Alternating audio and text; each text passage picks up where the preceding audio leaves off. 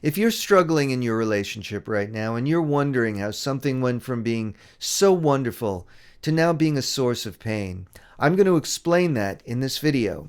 And once you get this and embrace it, you can not only heal your relationship, but you can have the greatest relationship ever. My name is Dr. Glenn Berger. I'm a psychotherapist and a coach, a relationship counselor, and an artist mentor. And if you like this video, please hit the like button and subscribe.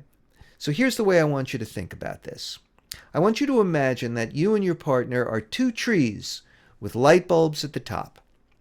Now that tree is planted in soil, and in that soil, those roots are planted in the soil that has the pain of all of humanity back to the dawn of time.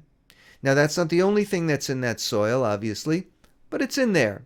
And some of that pain of all of humanity back to the dawn of time gets into your roots. Now, we have lives to lead, we have things to do, so we tend to try to ignore that pain that's in our roots. We tend to try to keep it underground. Then we get into a relationship, and at first, we think that this person is going to take all of our pain away, is going to solve all of our problems. You have this extraordinary feeling. But then over the course of time, suddenly you start feeling pain. And what happens is we conflate proximity with cause. I get close to you and I feel this pain, so you must be causing me that pain. But that isn't actually what's happening. What's happening is your partner may be acting as a catalyst.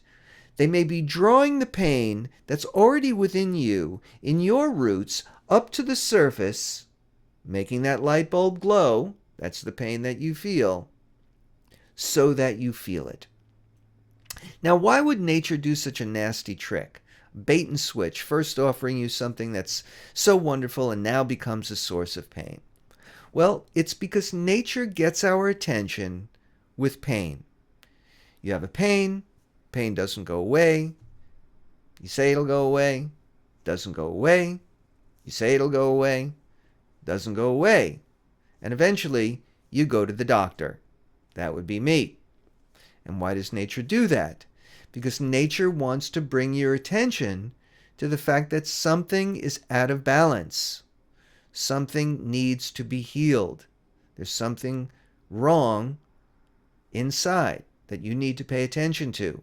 And it uses relationships to get our attention in that way. So from that point of view, I encourage couples to thank each other for that pain because it's bringing your awareness to the fact that there's something in you that needs to be healed. Now what happens is that people very often come into therapy with me wanting to fix the other person. Now, if you want me to fix them and they want me to fix you, who's getting fixed? Nobody. But if you accept the fact that the pain that you're feeling is really something that's always been inside of you that is now coming to the surface, then you can step out of blame. It's not the other person's fault.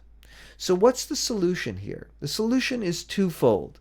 One is to acknowledge that this is your pain and this is your work to try to understand, become aware of the source of this pain and do the work that you need to do to heal this within yourself. To accept 100% responsibility for your 50% of the problems in the relationship and to stop blaming your partner.